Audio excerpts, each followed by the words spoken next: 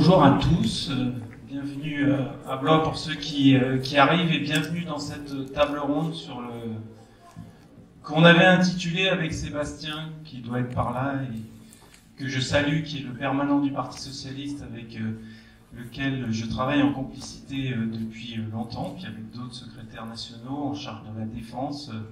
Je vois Hélène qui est par là, et puis d'autres amis, Dylan et Laure, qui sont dans d'autres tables rondes. On avait intitulé cette table ronde après Trump, est-ce qu'on va assister au retour du multilatéralisme? Et puis, c'était une question, bien sûr, qu'on savait un peu fermée, parce que les analyses de l'arrivée de Joe Biden laissaient à la fois entrevoir un changement de discours et d'attitude, et en même temps l'habitude de l'inertie de la diplomatie américaine faisait que on savait que cette réponse serait à double tranchant. Et puis sont survenus des événements dramatiques cet été, à la fois sur le plan de la paix et de la guerre, et notamment avec l'Afghanistan, et puis sur le plan climatique, même si on est tous dans cette salle convaincus qu'il y a urgence à agir et que l'action ne se fait pas simplement au niveau des nations, mais qu'elle est absolument indispensable dans une coordination des efforts. Le climat est un bien public mondial. Le réchauffement ne s'arrête pas aux frontières et donc il est nécessaire d'agir ensemble. Mais les événements dramatiques, les incendies, les chocs de chaleur qu'il y a eu dans un certain nombre de pays ont fait comprendre encore plus que jamais à nos concitoyens que l'urgence climatique était là et que les décisions qui sont prises à ce stade par les États, comme l'a montré le rapport du GIEC qui est sorti cet été, ne nous amènent pas du tout à prendre en compte de manière décisive et efficace cette question de la lutte contre le réchauffement climatique. Et donc, je vous propose qu'on essaye dans cette table ronde de se concentrer sur ces deux questions majeures, qui sont des questions de préoccupation des Français et de nous-mêmes, bien sûr. Et donc les intervenants vont se centrer sur ces sujets, mais bien sûr, il y aura à peu près 30 minutes d'intervention, 10 minutes chacun, mais vous serez libre de poser les questions que vous souhaitez. On va commencer par Enrico Letta, qui nous fait l'amitié d'être là alors qu'il est en campagne pour son élection, puisqu'il est à la tête du Parti des démocrates, élu en mars 2021. Il a été aussi, mais ça vous le savez, je le dis pour les plus jeunes d'entre vous, puisqu'on a des militants qui ont 17, 18 ans et qui étaient très très jeunes, mais il a été Premier ministre de l'Italie, dans un gouvernement de coalition. Il a été aussi, j'ai découvert ça je ne le savais pas, mais le plus jeune ministre de toute l'histoire, je crois, de l'Italie à 30 ans. Et donc, voilà, c'est à la fois une grande personnalité, parce que par ailleurs, il mène des réflexions sur la politique internationale et il a dirigé le département international de Sciences Po. Et en même temps, c'est un grand politique qui a exercé des fonctions éminentes de Premier ministre en Italie, et un grand politique aussi, puisqu'il dirige un parti et qui mène son parti dans sa propre élection et puis dans des élections municipales qu'on espère victorieuses pour les démocrates italiens. Donc Enrico, merci beaucoup d'être là malgré cet agenda personnel et politique italien très important. Et je voudrais commencer avec toi à parler de l'Afghanistan. Et peut-être vous demander, puisqu'il y a eu un attentat terrible la nuit dernière qui a fait plus de 100 victimes, des Afghanes, des Afghans, des soldats américains, des soldats talibans. Je vous propose d'observer une minute de silence avant de commencer ce débat sur l'Afghanistan et sur les enseignements qu'on peut tirer de ce qu'on peut appeler ce fiasco afghan.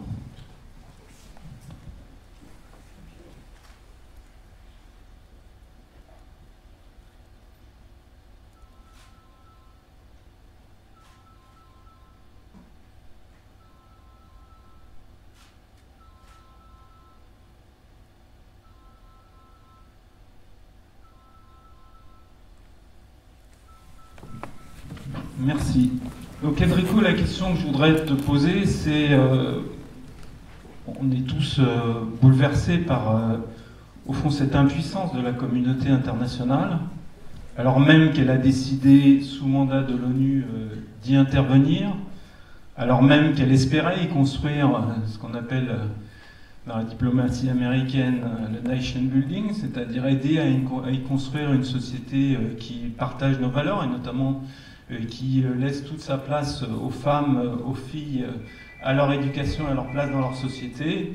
Et puis on se retrouve, les Américains en tête, parce que c'est eux qui ont la maîtrise de la force sur les territoires, mais au fond nous tous, les Européens, à devoir y partir dans le désordre, et avec le sentiment que tous les efforts qui ont été consentis ont été annulés. Donc est-ce qu'on doit tirer du fiasco afghan, ce qui semble être la leçon de Joe Biden, c'est qu'au fond, finalement, au-delà de situations d'urgence, on n'a pas la possibilité d'intervenir et d'y établir une société, même en s'appuyant, comme ça a été le cas, ou ça a tenté d'être le cas en Afghanistan, sur les sociétés, sur les femmes et les hommes politiques qui y habitent. Et pour nous, les Français, ça a une implication très directe. C'est qu'il y a des réflexions sur le départ de la France, notamment du Sahel, et de la diminution de l'opération Barkhane. Et donc, est-ce qu'on doit s'attendre aussi au Sahel au même type de conséquences que celles qu'on a vues de manière dramatique en Afghanistan? Premièrement, merci de cette invitation. Je suis ravi d'être là et vraiment un grand merci parce que votre accueil est pour moi très important. Moi, j'étais pour 6 ans, jusqu'au mars dernier, citoyen de Paris, grand fan de la maire de Paris. J'ai vu les transformations positives de cette ville extraordinaire. Et puisque je vivais entre Paris et Rome, je voyais les difficultés de la ville capitale de mon pays. Et puisqu'on va voter maintenant pour Rome le 3 octobre, et évidemment, pour moi, ça a été une source d'inspiration très importante de voir ce que Anne, tu as fait à Paris. Et je pense que vraiment, on est tous très contents que tu sois là. Et naturellement, on serait ravis que tu continues à Paris, mais peut-être, je ne sais pas. Hein. Donc, ça a été pour moi...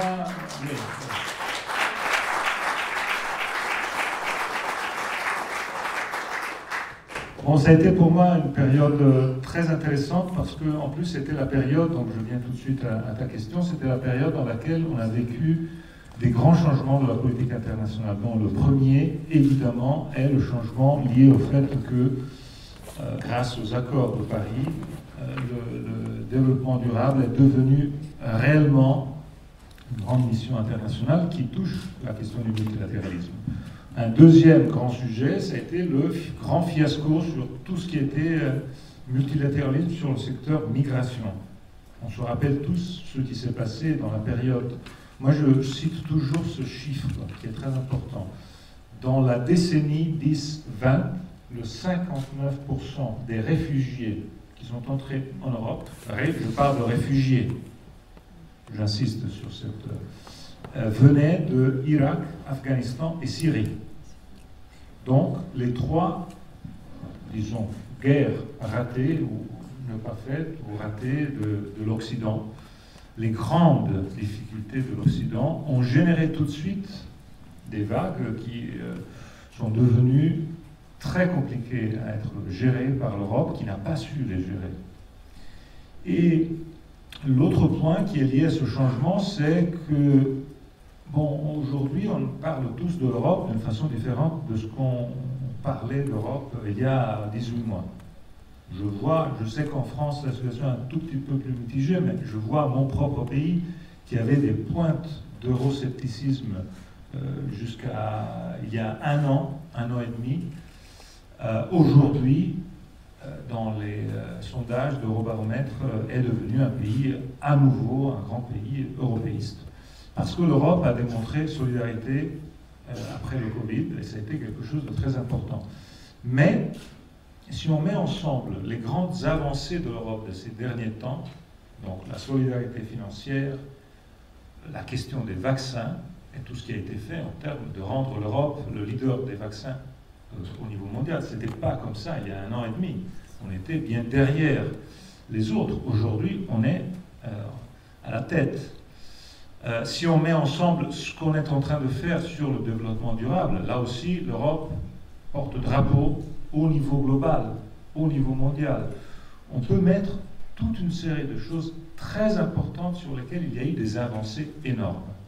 Le grand sujet, c'est que sur migration, défense, sécurité, on est resté à 2010. On est resté à une Europe qui n'a pas de moyens, n'a pas de volonté, n'a pas d'unité. Et on le voit, et on l'a vu dans ces derniers jours. On l'a vu, pas seulement dans la question de l'Afghanistan. Vous avez vu ce qui s'est passé à la fin du mois de juillet en Tunisie. La voix de l'Europe, c'était l'impuissance totale. Et on a vu les grandes difficultés dans beaucoup d'autres scénarios. Donc, en 2 mots, on se trouve dans une situation dans laquelle le manque d'unité européenne, le manque d'outils, parce que là c'est une question d'outils, l'Europe aurait tranquillement pu prendre la gestion de l'aéroport de Kaboul. On était là, on avait des forces militaires présentes. L'Europe n'a pas su, n'a pas pu, n'a pas même a tenté et n'est pas arrivé même à chercher de gérer le départ de façon un peu plus coordonnée et ordonnée. Et on l'a vu au G7 il y a 72 heures où ça s'est passé comme ça. Et à côté de ça, je mets la question migratoire. Parce qu'il est clair qu'on va avoir devant nous une nouvelle crise migratoire. Parce que les Afghans vont quitter leur pays. Il va y avoir plein d'Afghans qui vont quitter leur pays.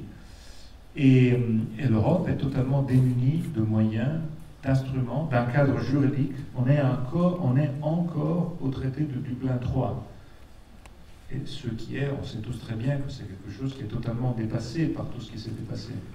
On est encore à Frontex avec le siège en Pologne, à Varsovie. Ce qui donne l'idée qu'on pensait à Frontex comme quelque chose qui était lié plutôt à l'élargissement, non pas aux choses qui sont en train de se passer. Donc, bref, je crois qu'on a devant nous des choix très importants à faire. Et ce sont les choix dans lesquels il faut compléter cette avancée européenne des dernières années, qui a été une avancée importante sur le côté financier, économique, solidarité et sociale. J'ajoute aussi que notre ami Costa, le Premier ministre portugais, a géré dans son semestre de présidence portugaise de l'Union européenne une avancée énorme sur le terrain social. Je me trouve à être, ça c'est une des plus grandes chances de ma vie, le président de l'Institut Jacques Delors. J'ai eu la chance pendant ces dernières années de fréquenter Jacques Delors en personne, de écouter de son récit personnel tous les blocages qu'il avait été obligé à subir de la part des Britanniques dans les années 80-90, quand ils cherchaient de faire naître l'Europe sociale à côté du marché unique européen et à côté de la monnaie européenne. Ils n'avaient pas pu à cause de l'opposition des pays. Ces mêmes pays, ça c'est la chose folle de tout ça, ces mêmes pays qui font le Europe bashing, qui disent à l'Europe « Ah, c'est la faute de l'Europe qui n'a rien fait au début de la crise pandémique ». L'Europe qui ne pouvait rien faire parce que les États membres ne voulaient pas lui donner les moyens, les compétences pour agir en matière, par exemple, sanitaire. Mais ce qui s'est passé pendant la présidence portugaise, le plan SURE, toute l'activité de solidarité qui a été créée, l'Europe sociale qui commence à faire les premiers pas. Donc, dans tous ces domaines, il y a eu des avancées importantes.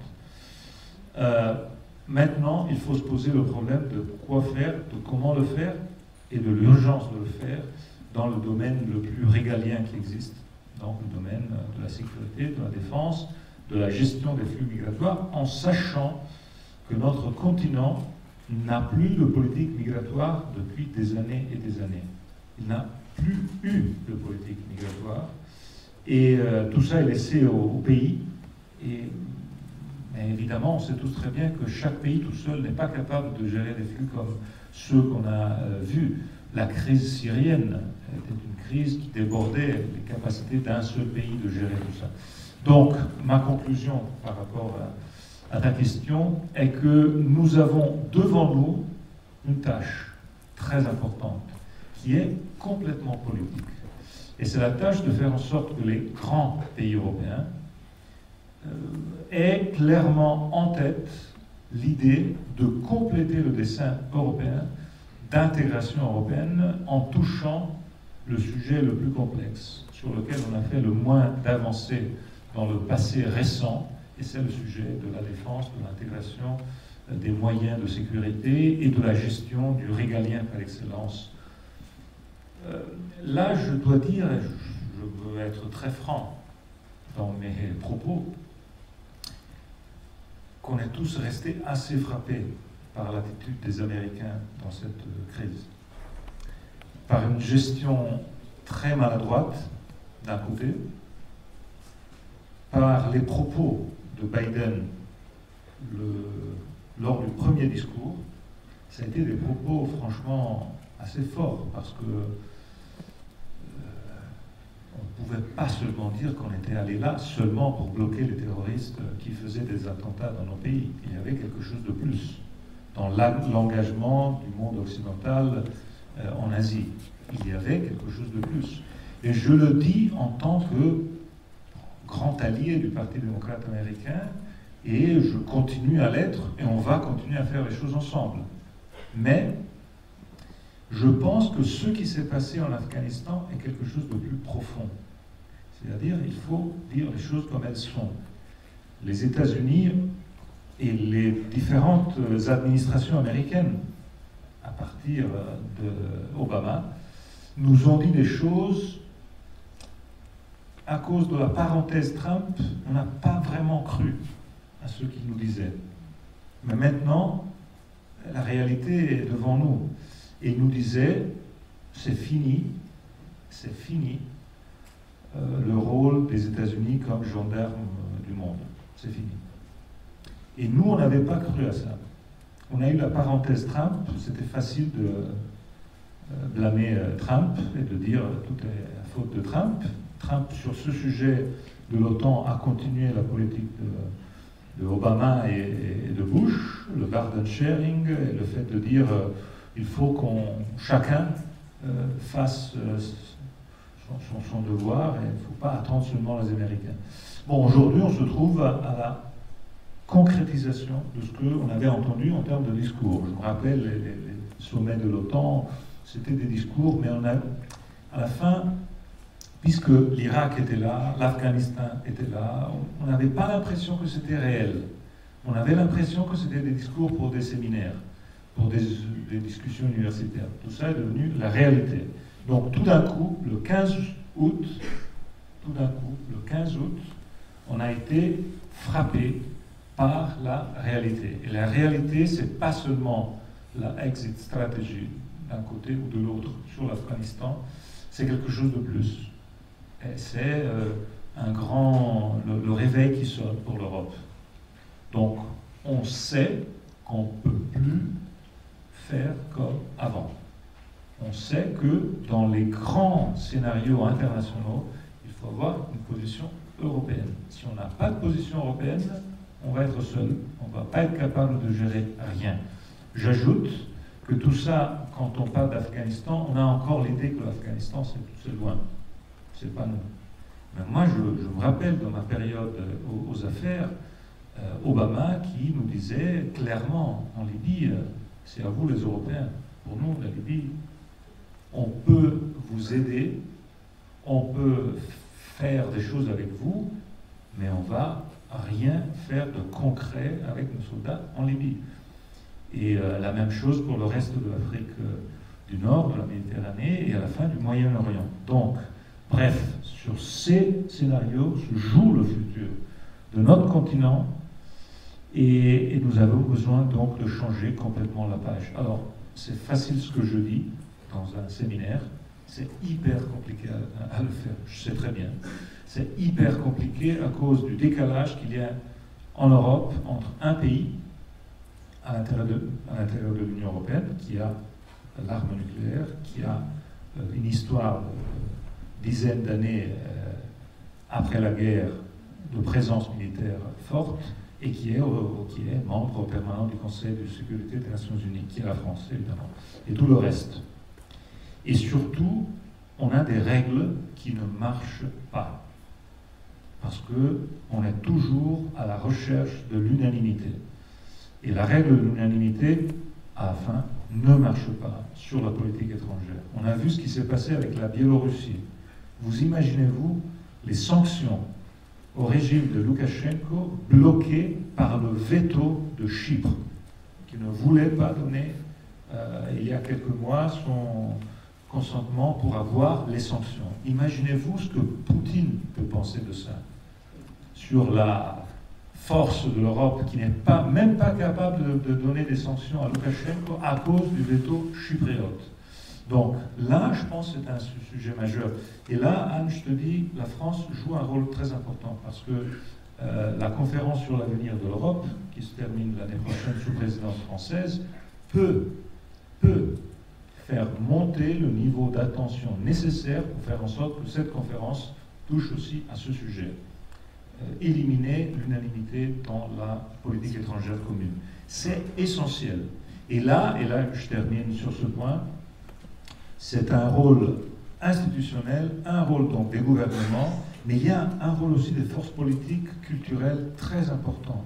Vous voyez là, on dit les Américains et les Européens, mais la perception des enjeux sécuritaires, des intérêts et des dangers d'un citoyen de Floride est la même qu'un citoyen de Massachusetts ou d'Alaska. C'est un peu la même boussole en termes d'intérêt, de danger.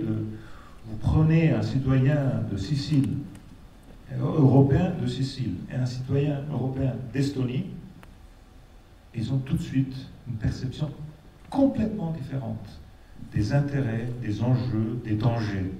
Donc il y a aussi un grand sujet politique, culturel, faire en sorte qu'on comprenne que Chinois, Américains, Russes, ou bien on est tous ensemble, nous les Européens, ou bien et puisqu'on l'a appris sur le domaine économique, il faut commencer à l'apprendre aussi sur le domaine sécuritaire. Ça c'est mon point. Ce qui ne veut pas dire, je le dis très franchement, sortir de l'OTAN ou bloquer la coopération avec les Américains, ça doit continuer et les démocrates américains sont nos alliés et vont continuer à être nos alliés. Mais, il est clair aussi que ce qui s'est passé en Afghanistan nous oblige à être plus capables d'agir seuls, nous les Européens. Et là, c'est un rôle fondamental pour l'Europe et la France joue un rôle décisif. Merci.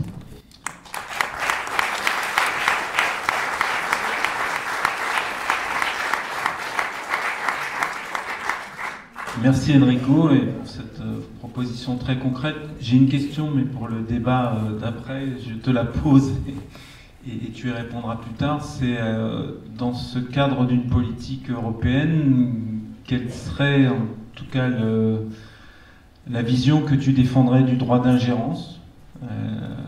Doit-on ou pas aller défendre un peuple qui se fait massacrer? On a en ce moment au Parti Socialiste un travail d'appropriation du travail des historiens sur le génocide au Rwanda, où entre le 6 avril et 94 et la fin juin, 1 million de personnes se sont fait massacrer. Au bout d'un mois, à peu près tout le monde avait conscience qu'un génocide était en cours et pourtant les mécanismes d'intervention ont bloqué toute action concrète qui aurait pu empêcher ce génocide. Donc est-ce qu'il faut y aller ou pas? Et si oui, est-ce qu'il faut qu'il y ait des mécanismes? Tu parlais de l'absence de règles d'unanimité au plan européen. Est-ce qu'il faut qu'au niveau de l'ONU, sur des situations où des peuples sont en danger, le droit de veto, notamment des États qui le possèdent, puisse ne pas fonctionner? Quelles sont en tout cas les réflexions que tu et que vous trois d'ailleurs pouvait avoir, parce que je crois aussi que si on veut définir une politique étrangère et des outils, y compris de défense, qui permettent de l'exercer, ce type de questions, il faut qu'on soit capable d'y répondre au moins au plan des principes. Alors je vais passer à Anne et au deuxième sujet qui a marqué l'été, dont on pourrait faire des liens d'ailleurs avec les questions de guerre et paix, mais je ne vais pas m'aventurer sur ce terrain-là, mais simplement peut-être en partant de la question européenne, où à la fois, tu l'as dit, l'Europe a beaucoup avancé en la matière, avec y compris d'ailleurs le plan que vient de voter la Commission européenne et qui est maintenant dans la main des chefs d'État pour essayer d'avancer vers une société zéro carbone est extrêmement puissant. Je ne vais pas détailler les mesures, et maintenant la balle est dans le camp des chefs d'État, mais l'Europe montre à la fois qu'elle peut être une solution, mais est-ce qu'elle va être capable de l'être jusqu'au bout? Donc, quelle est ta vision, Anne? Non, je n'ai pas rappelé le parcours, mais vous le connaissez tous, mais je veux simplement rappeler une chose, parce que c'est important pour nous, les socialistes, et qui fait que Anne s'exprime avec force en notre nom sur ce sujet, non seulement en France, mais au plan international. C'est que Anne a présidé une des plus grandes associations des maires et a essayé d'inventer le C40 et essayé d'inventer avec eux une diplomatie internationale des villes. Anne préside aussi l'association des maires francophones, et puis à ce titre-là d'ailleurs, et pour son rôle joué dans la COP 21 à Paris et dans les accords de Paris, a été élue en 2016 de mémoire diplomate climatique par le magazine Foreign Policy. Ça, c'est quelque chose qui est très important pour nous. Donc, comment tu vois les outils et les politiques européennes et d'ailleurs mondiales des nations et le multilatéralisme sur le plan du climat?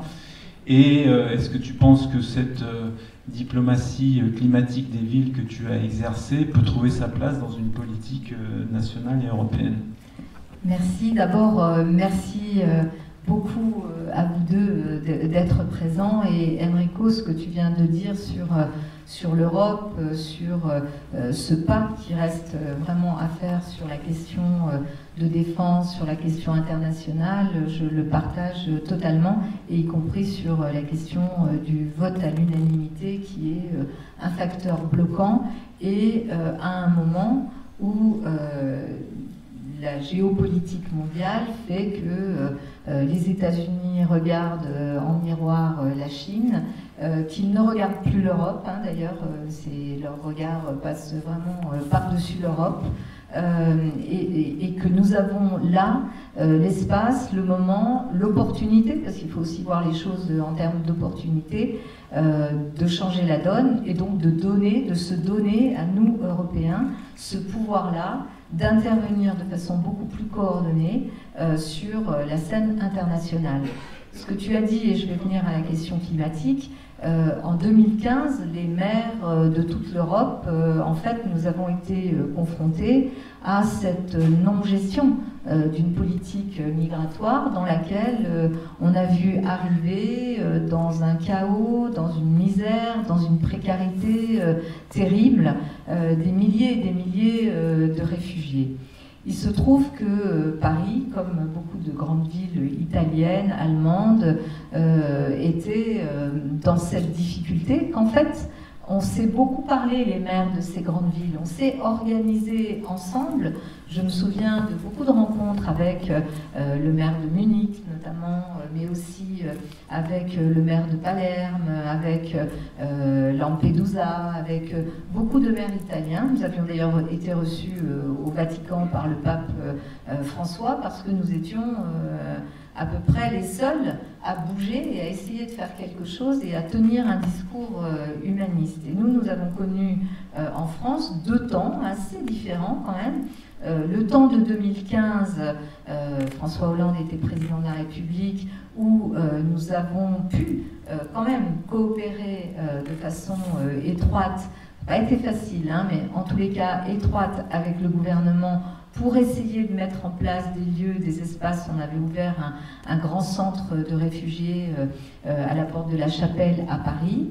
Et puis 2017, changement de gouvernement, changement de président, et là, tout d'un coup, une interprétation stricte des textes de Dublin sur le statut des réfugiés. Et là, tout d'un coup, on s'est retrouvé dans une situation où beaucoup de gens étaient renvoyés à l'invisibilité. Je me souviens de discussions très animées avec les différents ministres, à l'époque Gérard Collomb notamment, où je lui disais, très bien, interprétation stricte du règlement de Dublin, donc ça veut dire que les réfugiés qui sont passés par l'Italie ou par la Grèce, y compris des Afghans, n'auront pas le droit d'avoir leur statut de réfugié en France, qu'on va les renvoyer pendant 18 mois dans une invisibilité totale. Ils vont nourrir des filières, des gens qui vont prospérer sur cette misère-là, alors que nous savons pertinemment, et que d'ailleurs ça ne serait pas juste, de renvoyer ces personnes en Italie ou en Grèce, là où elles ont mis leur premier pied. Et on me répondait, l'opinion publique française ne permettrait pas aujourd'hui que l'on puisse aborder sereinement cette question. Et je leur répondais, mais donc vous préférez que le chaos soit finalement ce que l'on observe partout, puisqu'on ne gère pas, on ne régule pas, on fait comme si le problème n'existait pas et qu'il allait se régler tout seul. Vous préférez le chaos à une discussion, à affronter démocratiquement le dialogue avec l'opinion publique pour faire comprendre que cette situation ne mène nulle part, puisque ces personnes existent, qu'elles sont là, et que les pays comme l'Italie et la Grèce ne vont pas les reprendre non plus.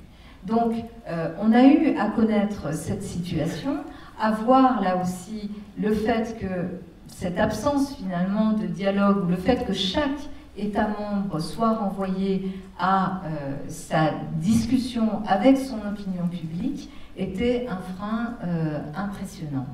Et je finis juste avant de venir sur le climat, mais sur la question de l'Afghanistan, il est clair que le travail qui était fait, je ne dis pas qu'il était en train de complètement porter ses fruits, mais quand même, les petites filles retournaient à l'école, quand même, les femmes avaient le droit de travailler, quand même, il y avait un espace, alors certes, de la corruption, beaucoup de choses qui n'allaient pas du tout, mais quand même quelque chose qui culturellement était en train de bouger en Afghanistan, des forces existantes, je les avais rencontrées, je pense évidemment à Ahmad Massoud, le fils du commandant Massoud, qui depuis le Panjshir essaye là aujourd'hui d'organiser une résistance, mais tenant un discours et sur la place des femmes et sur le développement de ce qui un jour pourrait devenir une démocratie. Et tout ça finalement s'arrête dans un chaos absolument terrible, avec derrière, puisque le chaos est là, avec derrière un risque majeur d'intervention. De quel type d'intervention? Pour venger les soldats américains et les civils qui sont morts dans cet attentat terrible de Kaboul. Donc on voit bien que là, la nécessité d'avoir à l'échelle européenne une diplomatie européenne qui puisse faire valoir des valeurs qui peut-être permettent de régler cette question de ingérence, pas ingérence, mais en tous les cas, qu'est-ce qu'on fait dans un pays lorsque on essaye de rétablir avec la population? Évidemment, ça ne peut pas se faire sans, contre, et on ne doit pas être dans des démarches, entre guillemets, colonisatrices, mais ces questions-là, il faut vraiment qu'on puisse les porter, parce que derrière, d'abord, il y a des populations qui souffrent, et moi je pense aux femmes afghanes et aux petites filles afghanes, mais il y a aussi des risques majeurs pour notre propre sécurité, parce que ce qui va se passer là, en Afghanistan, va évidemment avoir des conséquences sur la sécurité de nos villes, de nos pays, et on ne peut pas faire comme si ça n'existait pas. Donc là, il y a quand même un sujet, mais je partage complètement ce qu'a dit Enrico à l'instant. Sur la question sur la question climatique, là aussi, en 2015, quand la décision est prise d'organiser cette COP 21 à Paris, il se produit quelque chose d'un peu nouveau, d'abord dans un mouvement qui est poussé par l'ONU, Ban Ki-moon à l'époque, qui voit bien que si on laisse juste la discussion entre les États, ça risque de faire comme quand ça discute entre les États, c'est-à-dire de bloquer ou de rester à un niveau stratosphérique, alors que la nécessité d'avancer sur un accord sur le climat était évidemment dans l'esprit de beaucoup. Et donc, en 2015, l'ONU ouvre un peu l'espace, non pas de la négociation directe, parce que la négociation, elle se fait avec les chefs d'État, mais des acteurs. Alors bien sûr, il y avait toujours dans les COP la société civile, les ONG, mais là, l'ONU ouvre l'espace de discussion à deux types d'acteurs, les entreprises, parce qu'on s'aperçoit que quand même si on ne fait pas avec le secteur privé et bien sûr le secteur de l'énergie, tout le secteur économique qui doit se transformer, ça ne marchera pas. Et on ouvre aussi la porte aux villes. Et à l'époque, Michael Bloomberg, ancien maire de New York, est nommé comme ambassadeur auprès de l'ONU pour faciliter cette discussion-là. L'idée étant d'aboutir à un accord. Et les maires du monde entier, organisés dans différents réseaux, acceptent de se réunir et de mettre un pied dans la porte. Et nous nous réunissons à Paris, nous étions 1000 maires venus du monde entier, tous les continents, tous les réseaux de maires se regroupent à Paris pour poser, pour dire notre volonté d'avancer et de jouer un rôle actif dans la signature d'un accord. Et d'ailleurs, nous étions allés en délégation au Bourget pour porter les différents, non pas revendications, mais les points sur lesquels les maires nous voulions avancer. Alors, ce n'est pas l'élément qui a fait que l'accord a été signé, mais en tous les cas, ça a été un élément important. Et pour en avoir rediscuté quelques années après avec, cette fois-ci, Antonio Guterres, et à la question est-ce que les villes, on doit continuer à jouer un rôle important à bousculer les États et à essayer d'intervenir dans les discussions internationales, la réponse de Guterres a été de me dire il faut foncer, il ne faut rien lâcher, il faut absolument que les villes, les réseaux de villes, vous soyez extrêmement présents, parce que si on attend que les États bougent et avancent sur cette question-là, eh bien, on pourra attendre longtemps. Et les villes ont commencé, et les acteurs, évidemment les ONG, ont commencé aussi à mettre sur la table tous les sujets autour de la justice climatique. C'est-à-dire, à un moment donné, il va bien falloir aussi que les actes volontaires de dégradation de notre environnement puissent être jugés à un endroit. Je prends l'exemple des sargasses. Ces algues qui viennent s'échouer sur les côtes antillaises et qui provoquent un désastre impressionnant en séchant sur le sable des plages de la Martinique ou de la Guadeloupe. Ces algues dégagent un gaz tellement toxique que les gens qui habitent à proximité ne peuvent plus vraiment respirer, sont atteints de beaucoup de maladies respiratoires, que les appareils électroménagers en 6 mois sont détruits, et que la solution envisagée aujourd'hui, c'est sans doute le déplacement de populations pour les remonter sur les hauteurs pour éviter qu'elles soient en danger par rapport à la respiration de ces gaz-là. Cette question-là, elle ne peut pas être traitée à l'échelle des communes, des villes qui sont, dont la vie humaine est menacée. Et la nature est menacée par ces détachements de sargasses. Et en fait, le détachement de ces algues qui, en fait, normalement, quand tout va bien, sont regroupées au sein de ce qu'on appelle la mer des sargasses, c'est lié à quoi?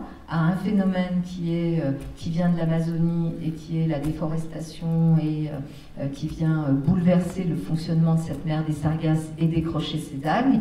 Et ça vient aussi d'un autre endroit de la planète qui est le golfe de Guinée et les industries pétrolières du golfe de Guinée. Qui est responsable ? Qui doit-on solliciter pour dire il faut changer ça, il faut arrêter ça, il faut prendre des mesures. On voit bien que là, comme on a été amené à avoir un tribunal international qui juge des crimes contre l'humanité, il va falloir assez vite considérer qu'il nous faut aussi un tribunal international pour juger des crimes d'écocide et avoir des responsables qui puissent répondre de leurs actes lorsqu'il s'agit d'atteinte à notre environnement. Et là,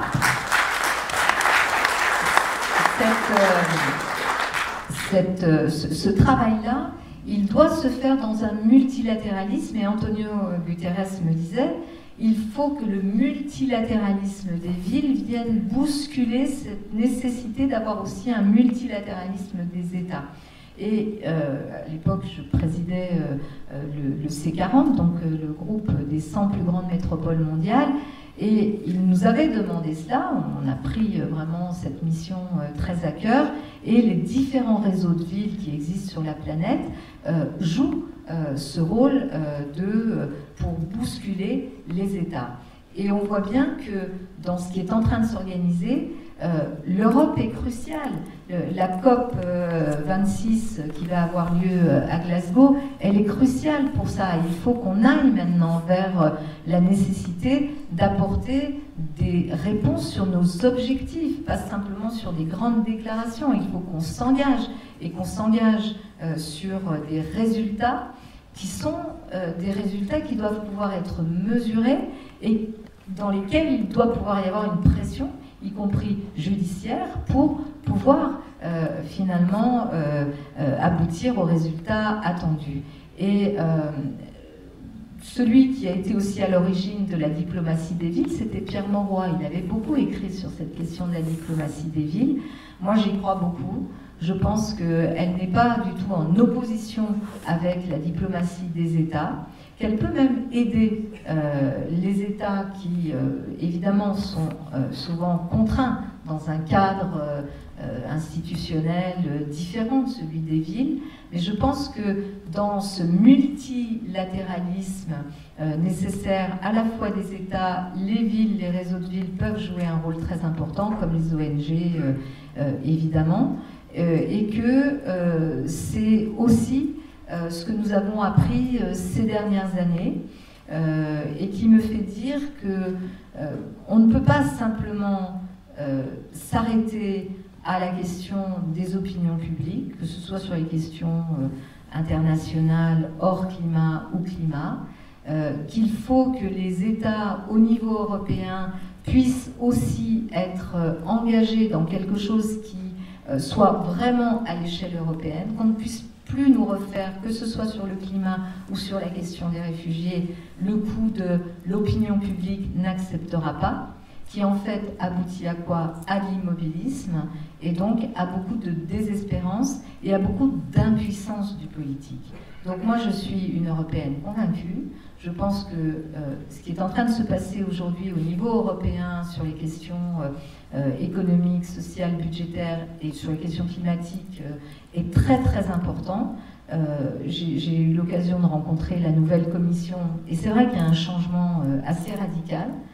J'étais avec beaucoup de ces commissaires-là et en revenant de ma rencontre, je me suis dit finalement ils sont tous devenus sociodémocrates, c'est une bonne nouvelle. Presque, pas tous, mais en tous les cas ils le disent. Pourquoi? Parce qu'en fait je pense que les idées, les valeurs, les solutions social-démocrates, en fait elles n'ont jamais été aussi pertinentes. Parce qu'elles portent la régulation, elles portent l'intérêt général, elles portent des valeurs, elles portent une vision culturelle, elles portent aussi des valeurs universelles, un humanisme. Et c'est cette étape-là qu'il nous faut vraiment consolider dans les années qui viennent au niveau européen. Merci.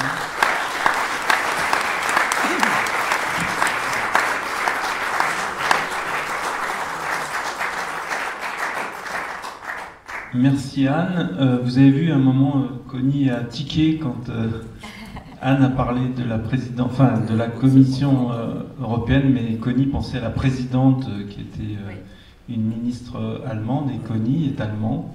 Amie de la France de longue date, parce que je crois que tu as fait tes études à Toulouse, une partie de tes études à Toulouse.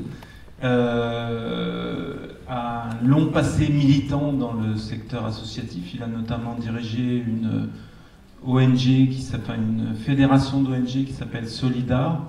Et puis il est devenu il n'aime pas quand je dis ça, le patron, donc le coordinateur de l'Alliance des progressistes, qui est une association qui réunit tous les partis socialistes et sociodémocrates, enfin pas tous, mais beaucoup d'entre eux, sur les 5 continents, qui est une association qui est un peu de même nature que l'international socialiste, que vous connaissez peut-être mieux, mais qui au fond est très dynamique et qui a le mérite d'être présente sur les 5 continents, ce qui n'était pas le cas de l'international socialiste. Donc merci d'être là, Connie.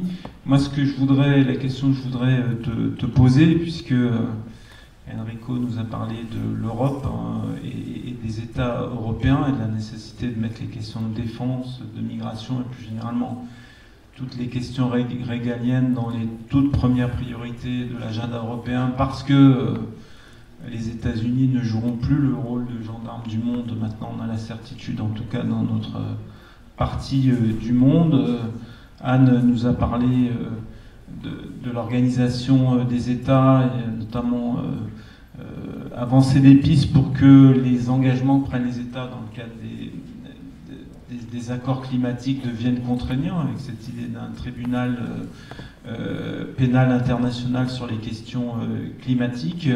Moi, la question que je voudrais poser, c'est quel peut être le rôle des formations politiques pour promouvoir ces formes de multilatéralisme, parce qu'on voit bien que, autant ce qu'a dit Anne que ce qu'a dit Enrico, ça a plus de chances d'avancer si des partis sociodémocrates arrivent au pouvoir. Et puis je te demanderais peut-être de nous dire un mot, parce que on aime bien aussi les grandes idées, puis on aime bien comprendre comment des miracles se passent. Et un miracle est en train peut-être de se produire en Allemagne, puisque le SPD qu'on donnait moribond, enfin moribond, ils n'ont jamais descendu en dessous de 13%, mais enfin pour le SPD c'était pas beaucoup. Le candidat à l'élection pour la chancellerie est aujourd'hui en tête avec 24%. Donc si tu peux nous les livrer à voix basse quelques petits secrets qui ont permis ce retournement, et qui, en revenant à notre sujet du multilatéralisme, serait une excellente nouvelle, parce que si l'Allemagne, la France, l'Italie, aux côtés de l'Espagne, du Portugal, de la Suède et d'autres ont des gouvernements sociodémocrates, tout ce qu'on vient de dire a beaucoup plus de chances de voir le jour que dans le cas contraire. Connie, je te Oui, c'est tout un programme. Hein. 15 minutes 10, mais du monde. 10 minutes. Donc je vais essayer d'être bref, court et précis, parce que bon, mon professeur de français en Allemagne, dans le bled où j'ai appris le français, il disait toujours « ce qui n'est pas clair n'est pas français ». Donc voilà. Tu m'as présenté comme allemand, oui, effectivement, c'est grâce à mes parents que je suis allemand, j'ai la nationalité allemande, mais dans le parcours de la vie, il y a parfois quelques surprises, et dans les années 90, et Corinne se souvient, j'étais représentant européen du CNAGEP, français, en tant qu'allemand. Donc en tant qu'allemand, j'étais au Forum européen de la jeunesse, et ainsi de suite, ce qui montre bien que la coopération franco-allemande, non seulement elle a un sens, mais qu'il faut les acteurs, et qu'on a besoin d'interprètes interculturels qui soient capables d'expliquer aux Allemands la France et l'Allemagne aux Français, et effectivement défendre ensemble. C'est pour ça que j'ai volontiers accepté cette invitation, parce qu'on a besoin de quelque chose qui est très très important. On parle beaucoup de l'Europe, mais on est en train de perdre un petit peu la notion de l'internationalisme. C'est pour ça que je suis très reconnaissant, Anne, à travers ce regroupement des maires et l'approche internationaliste que tu as présentée. Effectivement, on est dans un temps où on se retranche beaucoup sur les approches nationaux, au niveau national. Clairement, le Parti socialiste doit gagner les présidentielles en France, sans aucun doute. Et la confiance est là qu'il y a des chances. Il y a des chances, on peut le faire si on y croit, si on est prêt à représenter, si on a un bon programme. Et surtout, si on arrive à quelque chose que la social-démocratie a oublié pendant trop longtemps, c'est-à-dire se connecter avec la société et bien entendre les changements à l'intérieur de la société.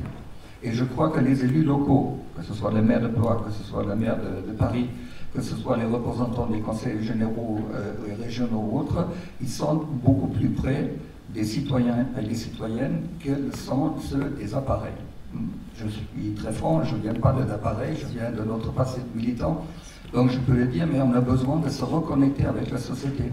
Et trop souvent, que ce soit en Europe ou en dehors de l'Europe, quand on a des campagnes électorales, qu'est-ce qui se passe?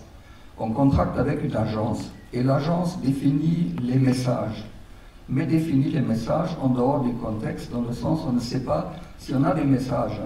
J'ai étudié Ferdinand de Saussure, il faut un émetteur, un récepteur. Si le récepteur ne reçoit pas les messages, le meilleur message ne le capte pas.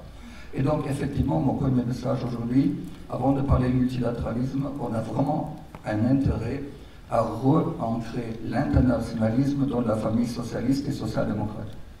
L'année dernière, au début de la crise, j'ai publié un article en disant « La crise de Covid, c'est peut-être un momentum politique pour la social-démocratie ». Et je crois que toutes les interventions que j'ai entendues aujourd'hui en première, effectivement, on parle de quoi? On parle de la réhabilitation de l'État, de l'intervention de l'État, de la nécessité des services publics, des politiques d'éducation, de la santé. Et tout ça, c'est effectivement, c'est notre programme social-démocrate. Il a toujours été. Donc on a la possibilité de connecter effectivement nos messages, nos programmes et notre détermination autour des sujets qui sont d'actualité et qui prouvent bien que la social-démocratie, elle est tout sauf moribond. Tout sauf moribond. J'ai maintenant un privilège énorme. Malheureusement, tout est virtuel, mais je voyage à travers le monde. Je commence le matin en Asie et je finis le soir en Amérique latine. Et effectivement, de voir quelle est la situation de nos partis en Asie qui souffrent de persécution, par exemple aux Philippines, au Thaïlande, au Myanmar et dans d'autres régions. On n'en parle pas trop chez nous, on sait qu'il y a quelque chose qui se passe là-bas.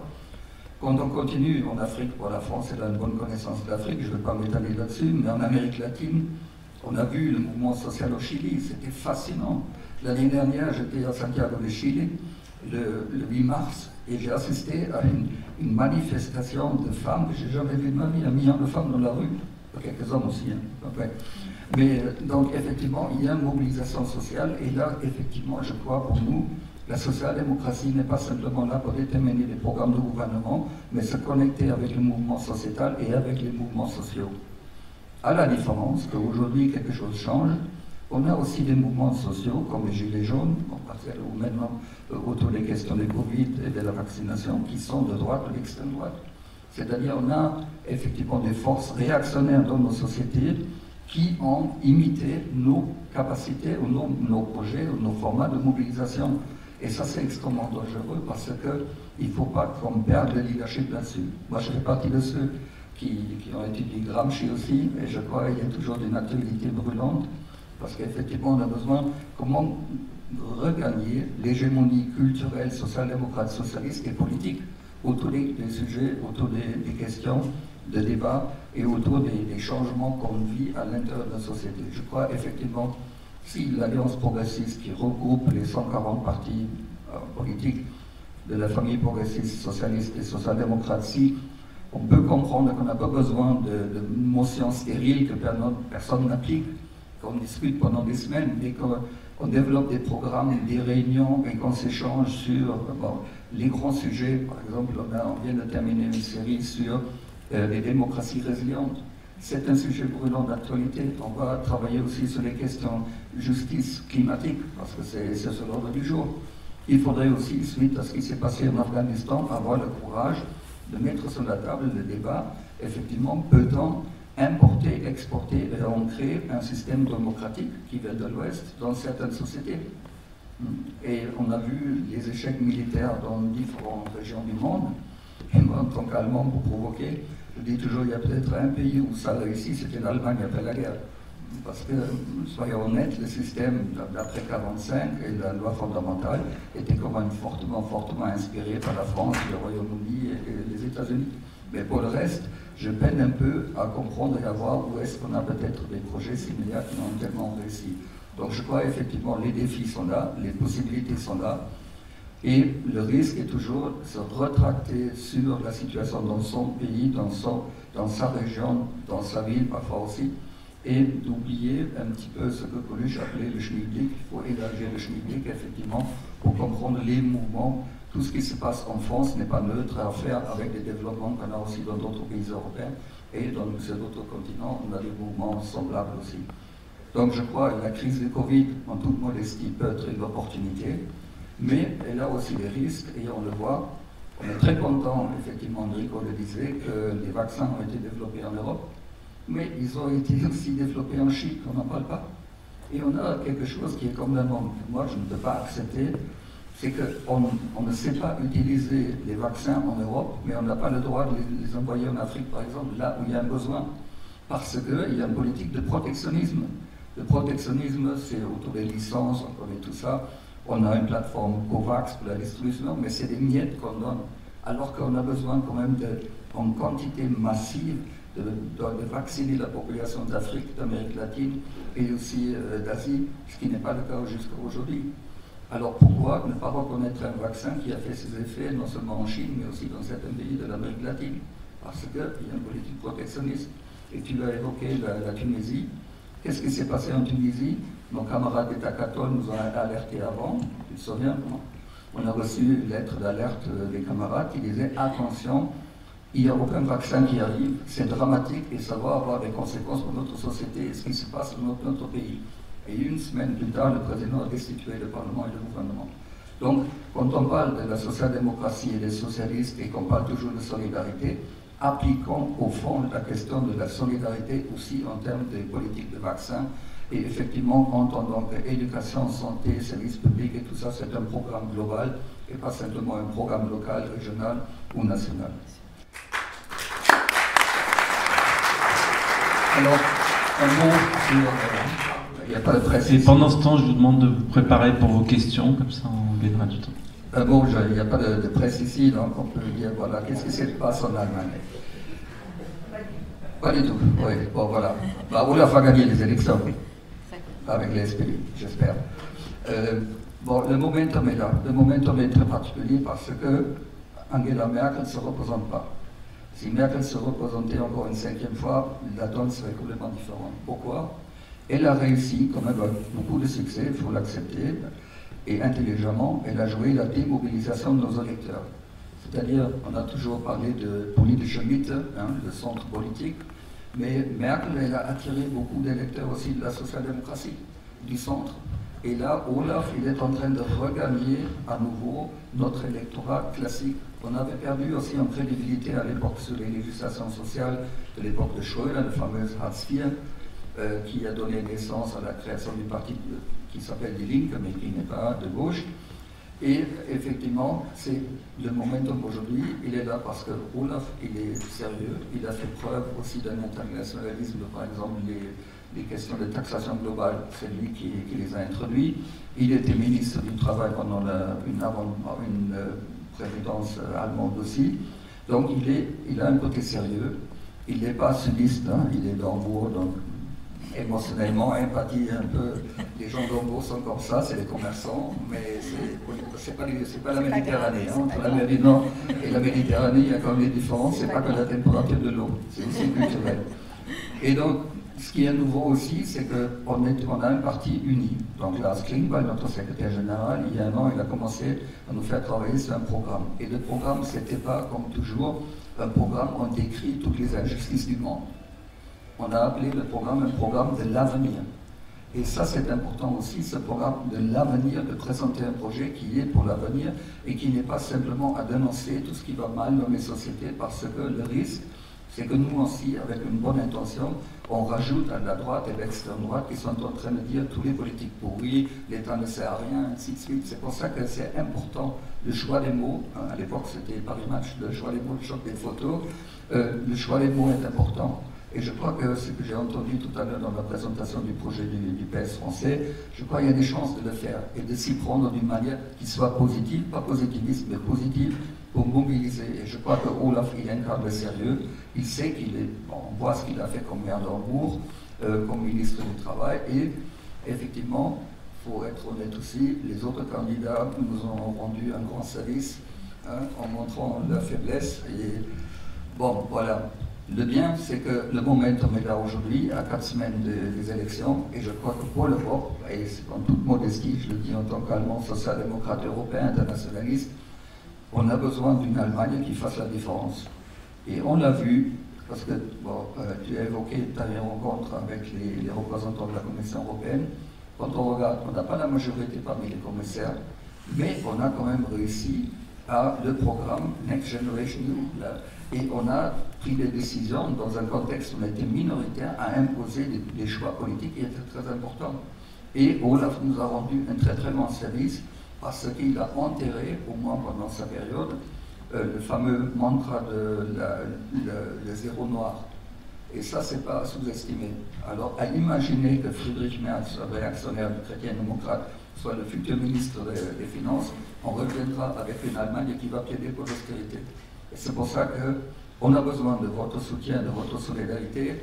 On vous tiendra au courant des choses qui se passent. Et je crois que, comme je viens de la coopération franco-allemande, on a besoin d'un axe franco-allemand très fort entre le PS français et le SPD allemand, avec les camarades italiens et avec d'autres. Ce n'est pas exclusif, ce n'est pas un club exclusif, mais on a besoin que ces deux pays travaillent beaucoup plus ensemble et qu'on dépasse cette période de Macron où c'était la méfiance pure. On voulait dicter aux Allemands ce que Angela Merkel devait penser, ce que nous on devait penser. Ça ne marche pas. La coopération internationale, c'est coopération, au même niveau. S'écouter, s'entendre, se comprendre. Et effectivement, là, je crois qu'on a une chance et je serais heureux de vous donner un message de triomphe le 27 septembre. Et même si on ne gagnait pas, l'expérience est très positive. On était à 13-15%. Aujourd'hui, nous sommes à 24, 25%. Et dans 3 Länder, il y aura des élections aussi à Berlin et dans le Mecklembourg et Hambourg, on est largement majoritaire. Donc effectivement, être bon social-démocrate avec des figures qui nous représentent, des personnalités qui soient crédibles, qui ont un programme, qui ont des choses à dire, à se connecter avec ce qui se passe dans la société et avec la vue de l'avenir, moi je n'ai pas d'inquiétude pour la famille politique. Merci Tony. Donc, si je comprends bien, il faut construire un candidat ou une candidate qui est spécialiste du travail et qui est maire, donc on va s'y atteler. Je propose que de passer aux questions, s'il y a un micro qui est là, si vous voulez, on fait circuler dans la salle. Je vois une question ici. Pardon, j'ai les lumières dans les yeux. Si vous pouvez vous présenter. Bonjour, Yvon Cellier, socialiste du 5e arrondissement de Paris. On a eu un exposé très intéressant tout à l'heure sur le projet. Il est temps, effectivement, il est grand temps, et j'ai écouté avec énormément d'intérêt tout ce que vous avez dit, tous les 4, c'est passionnant. Je pense que la question de la défense et de la politique extérieure n'est pas dans ce projet. Elle y est dans un chapitre européen, et c'est tout. Je pense qu'il faudrait que ce soit dans ce chapitre européen, peut-être même ailleurs, que ce soit beaucoup mieux mis en valeur. C'est un grand enjeu, vous l'avez dit, les États-Unis sont isolationnistes, de plus en plus, ça fait des décennies que le mouvement est lancé chez eux vers un repli sur eux-mêmes. Ils sont autonomes en énergie, autonomes en technologie, ils ont beaucoup moins besoin du reste du monde. Les budgets de la défense nationale doivent augmenter, c'est très important. Et c'est un enjeu, je pense que ça devrait être noté très fort dans le programme du Parti socialiste. Merci pour cette intervention. On va prendre toutes les interventions en même temps, puis ensuite vous conclurez. Bonjour à tous et merci aux intervenants. Moi, en vous écoutant... Tu te présentes, s'il te plaît. Farida Issani, du Parti socialiste, Fédération 93. Aux habitants, ce qui m'a frappé, c'est qu'on constate qu'on est souvent confronté en aval à des problèmes qu'on a ignorés en amont. Parce que lorsqu'on fait des constats, par exemple, en Afghanistan, effectivement, on peut se dire beaucoup de choses, mais il y a 20 ans, on pouvait se dire autant de choses lorsqu'on voit la manière, même s'il y a eu le World Trade Center, mais la manière dont les États-Unis sont partis, la manière dont ils sont partis en guerre, la manière dont ils sont restés 20 ans durant, la manière dont tout le monde savait que c'était un échec sur le terrain. Bon, donc lorsqu'on parle par exemple de migration, ça a été évoqué, la politique migratoire, il n'y en a pas en Europe parce qu'il n'y a pas de politique. Il n'y a pas de politique commune. C'est-à-dire qu'on n'a pas...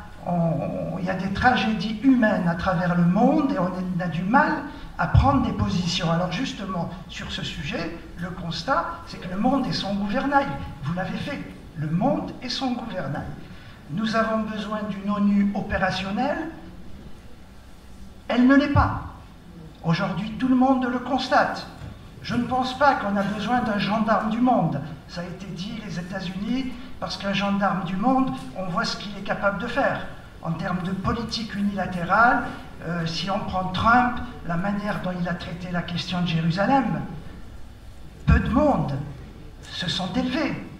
La question du Maroc en ce moment, parce que l'immigration, c'est aussi les instabilités régionales. Moi, je constate en ce moment rupture des relations diplomatiques entre l'Algérie et le Maroc. Ça vient d'où? Alors on va citer Pegasus, on va citer... Mais non, en réalité, la tension, ça a été au moment où Trump a donné le Sahara occidental au Maroc, en passant au-dessus de la démarche onusienne qui existait. Donc la question, c'est que peut-on faire pour remédier à ce manque de gouvernail à l'échelle du monde? Là, il y a des propositions à faire, en tout cas pour les partis. Parce que j'ai apprécié ce qu'a dit le dernier intervenant. Effectivement, si le monde est dans l'impasse, si les États-nations, très souvent, n'ont pas de politique claire, sont alignés aux alliés, voire aux amis, mais les partis politiques, et là je pense au PS, on devrait avoir la capacité de prendre des positions, d'appréhender les situations tragiques à travers le monde, ça a été dit, mais d'avoir les deux bouts, ou tous les bouts de la complexité de la situation, et prendre des positions. Je veux dire, tous les questionnements que vous avez eus, toutes les réflexions, on ne peut que les partager. Mais ces questionnements, on les avait il y a 5 ans, on les avait il y a 10 ans, etc. Donc, la question fondamentale, c'est que faire?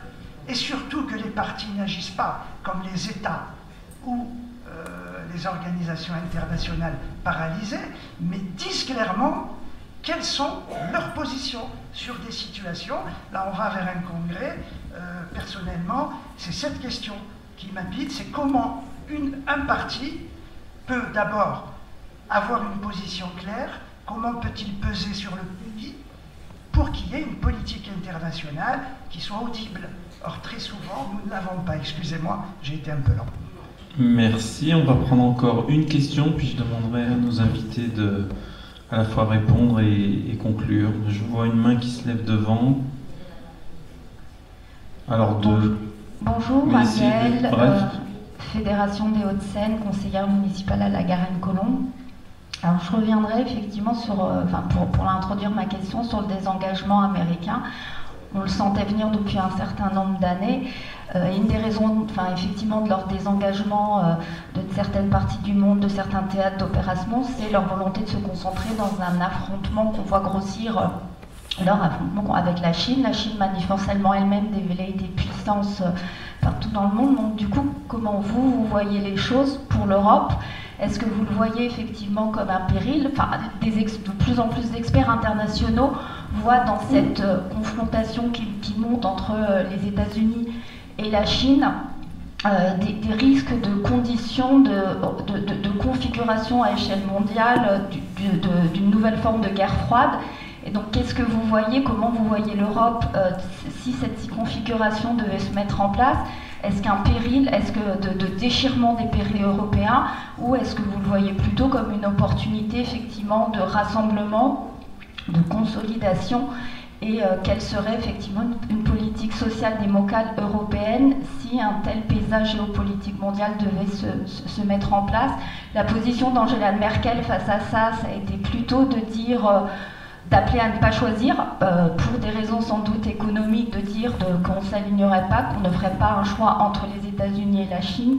Je trouve que c'est un peu court, donc quelle serait, vous, votre vision face à cela? Merci. Dernière question là devant, et puis ensuite 2-3 minutes chacun pour conclure.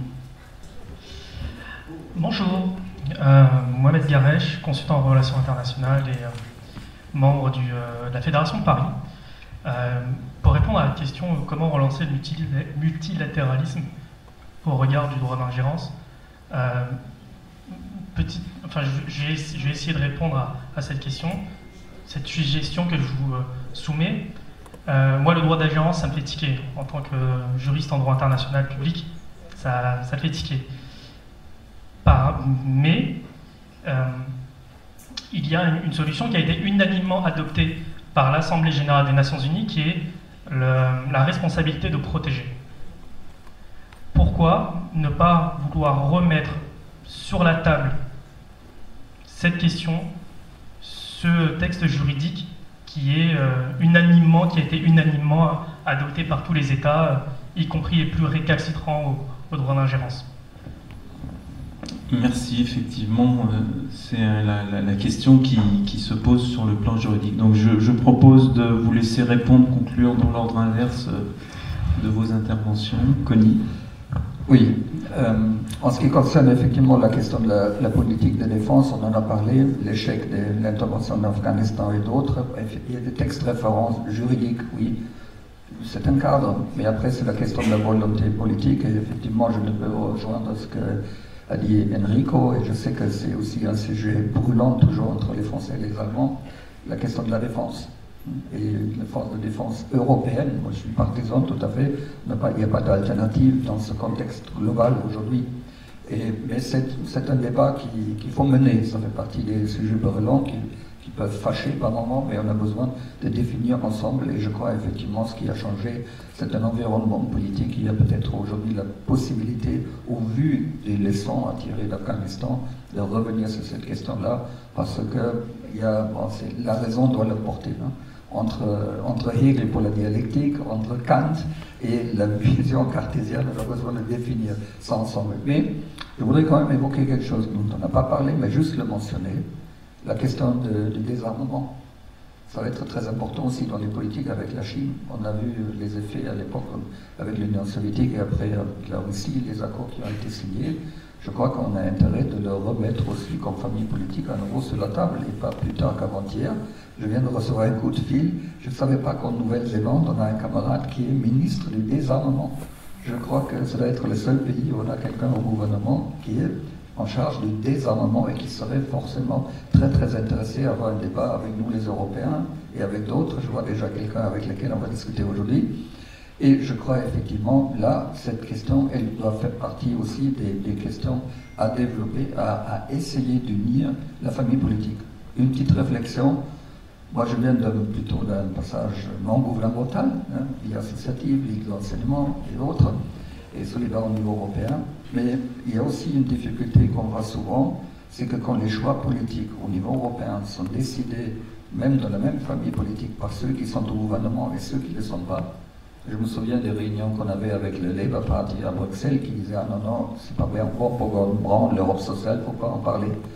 Ça aussi, je crois qu'il faut réapprendre pour ceux qui sont au gouvernement, qui ne sont pas, mais de définir des choses ensemble. Je crois que la plateforme qu'on a en Europe s'appelle Parti socialiste européen. Il faut le réhabiliter pour faire ce travail-là et ne pas confondre les rôles dans ce contexte. Dernière remarque, je ne l'ai pas évoqué tout à l'heure.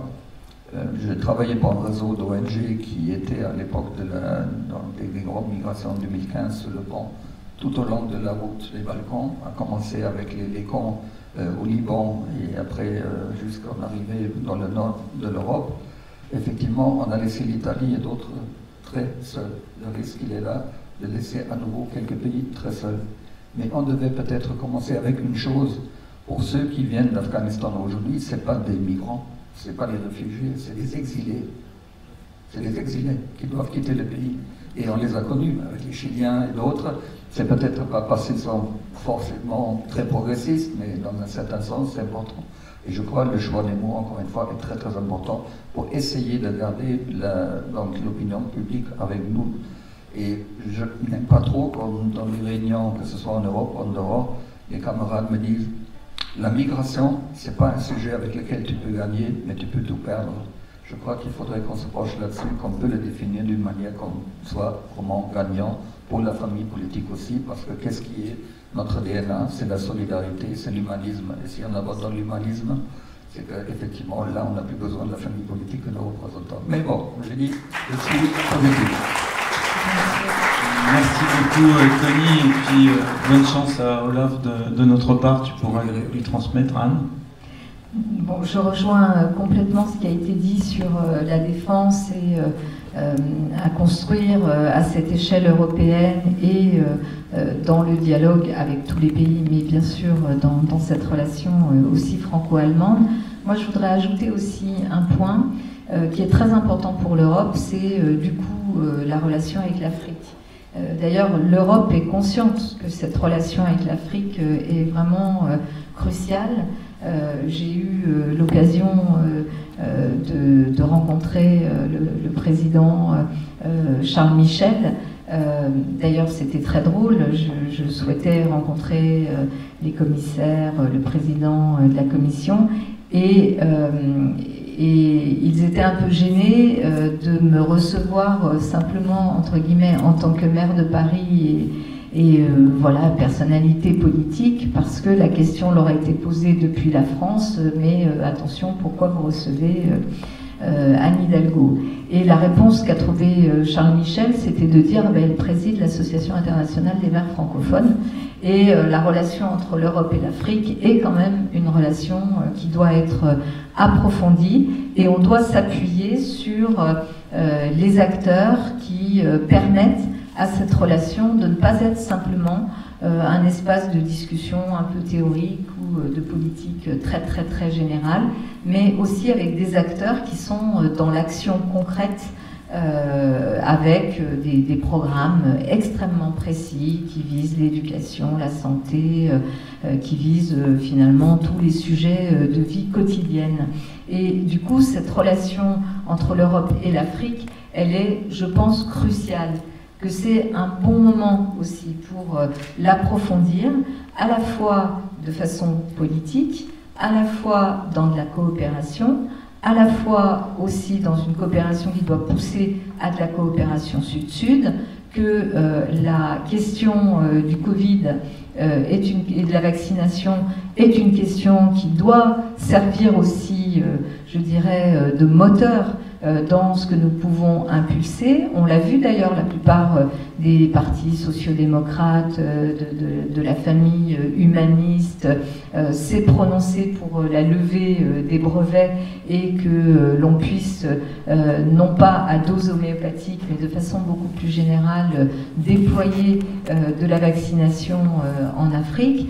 Je pense qu'il y a là un sujet majeur, c'est-à-dire dans ces nouveaux équilibres géopolitiques et évidemment avec la question du Sahel et la question aussi de la menace terroriste et donc là aussi avec le rôle très particulier de la France qui ne peut pas être simplement le rôle de la France. Évidemment, il doit engager la communauté internationale et il doit engager l'Europe. Donc, dans la façon de concevoir ces nouvelles relations aussi à l'échelle internationale et avec un poids plus important de l'Europe, la relation à l'Afrique est vraiment un sujet stratégique par rapport à son développement, par rapport à la préservation évidemment de notre environnement. La question de la forêt équatoriale est une question qui d'ailleurs est prise à bras-le-corps par un certain nombre de grands pays africains, mais nous devons vraiment être, je crois, au niveau européen, très très allant. On a vu ces dernières années que la Chine avait fait une entrée en Afrique très remarquée à travers du financement de projets d'infrastructures. On a vu que ça posait quand même un certain nombre de problèmes aussi, y compris culturels, de confrontation de population. Et on a aujourd'hui, et même d'ailleurs d'arrêt de projets qui ont mis un certain nombre de pays en grande difficulté et sur lesquels l'Europe est intervenue pour prendre la suite par rapport à des investissements chinois.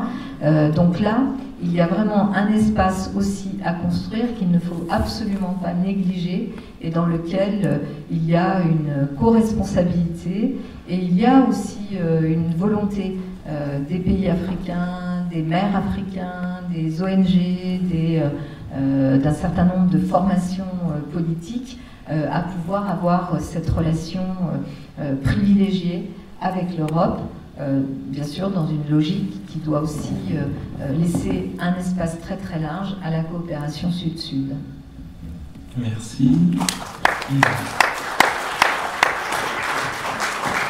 Donc Enrico, à toi le mot de la fin. On ne peut pas répondre à toutes les questions et en te remerciant encore d'être parmi nous et en te souhaitant bonne chance pour ta propre élection et celle de nos camarades candidats aux élections municipales. Bon, je pense qu'on a écouté des propos très intéressants et surtout on a mis ensemble des idées. Moi je partage beaucoup ce que tu viens de dire sur l'Afrique. C'est le grand enjeu, le grand sujet. Je répète toujours à moi-même des chiffres qui me frappent beaucoup, parce que quand tu dis ces chiffres-là, on change complètement de perspective.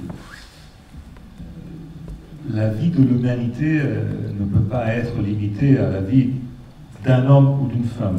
Mais ma génération, quand on est venu au monde, le monde était de 3 milliards de personnes. 3 milliards de personnes. Aujourd'hui, on est à 7 milliards et demi, et quand ma génération va terminer sa présence dans cette terre, on va être à 10 milliards. Donc, dans l'espace de la vie d'une personne, d'une génération, on passe de 3 milliards à 10 milliards.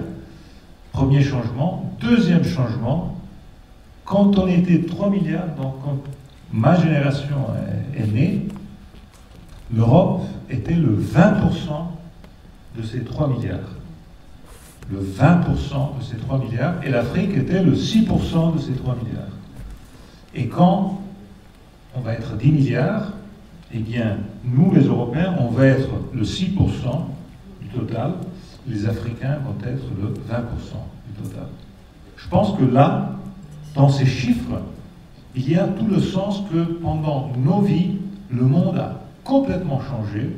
L'enjeu naturellement climatique est énorme, parce que passer de 3 milliards à 10 milliards, en plus, les 3 milliards n'avaient pas d'air conditionné, les 10 milliards, ils vont vouloir tous avoir l'air conditionné. Donc, tous les changements qu'on va vivre, évidemment, on a devant nous un enjeu énorme.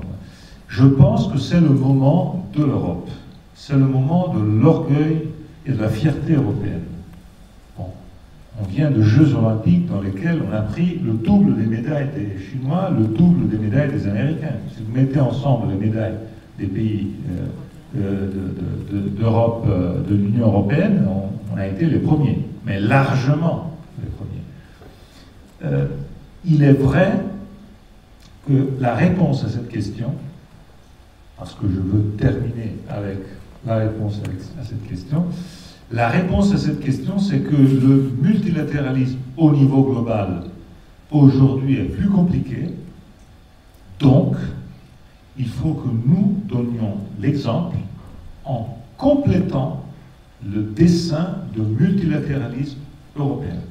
Je pense que là, c'est notre enjeu principal. Parce que le multilatéralisme européen avec la Russie, avec la Turquie, avec la Chine, bon, c'est pas simple. C'est pas simple de se mettre à discuter des grands enjeux de démocratie, de droit d'ingérence, mais on a une possibilité, nous, et c'est de dire l'Europe est le plus grand sujet multilatéral du monde, à nous de le rendre vraiment complet. Et ce qui manque aujourd'hui, c'est tout cet aspect qui est essentiel. Et à côté de ça, de faire en sorte que l'Europe, et là je pense, qu'est-ce que ça veut dire le droit d'ingérence européen? Ça veut dire par exemple que nous, les Européens, il faut que nous nous posions la question du fait que dans ce moment, il y a l'Afghanistan, il y a la pandémie, tout ce qui se passe, et on a cette réaction sur les vaccins qui est épouvantable. Pensez que seulement 1% des Africains est vacciné, alors que nous sommes tous tranquilles, tous vaccinés. On peut même se permettre des non-vax, alors que 1% seulement des Africains est vacciné. Là, il y a tout le sens d'un monde totalement fractionné, plein d'inégalités, avec l'inégalité la plus importante qui est à nos frontières avec le Sud. Donc évidemment, là, c'est, je pense, le message de la pandémie, et je vais terminer là-dessus, qui nous oblige à prendre notre futur en main et d'être ambitieux. Parce que la pandémie nous a appris que nous dépendons tous de tout le monde. Personne d'entre nous est seul dans sa tour tranquille. Non. Parce qu'il se passe une chose en Chine qui à la fin arrive jusqu'à nous. Et j'ajoute que cette pandémie a été le premier événement de l'histoire de l'humanité qui a fait en sorte que chaque homme et femme de la Terre a changé ses attitudes en même temps devant faire face à quelque chose qui s'est passé en même temps partout. On a même pu nommer 2 guerres mondiales alors qu'elles n'étaient pas mondiales, parce que plus que la moitié de la planète n'a jamais vu ce qui s'était passé, ce n'était pas mondial. Là, c'est la première chose mondiale dans laquelle cette idée d'interdépendance est devenue si forte que ça. Alors moi, je termine un peu dans le sens de ce que vous venez tous de dire, et je pense que ça, de mon point de vue, c'est la vraie conclusion opérationnelle de cette rencontre. On n'est pas là seulement pour faire du culturel, on est aussi pour être très opérationnel. Et ma conclusion opérationnelle est la suivante.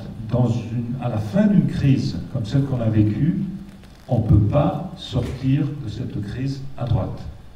On ne peut pas sortir sur l'égoïsme et l'individualisme, parce que c'est une crise qui nous a démontré que c'est l'interdépendance, c'est la solidarité, donc c'est le moment que pays comme l'Allemagne, la France, l'Italie et donc l'Europe sachent interpréter ce sentiment qui aujourd'hui existe dans nos sociétés. Donc c'est à nous. Merci. Merci, bravo à vous tous. Merci de votre présence et puis bonne université d'été à tous et encore 1000 merci. Meilleures pensées à Olaf Scholz, à toi bien sûr, au maire et puis à nous tous dans les mois, les semaines et les mois qui viennent. Merci.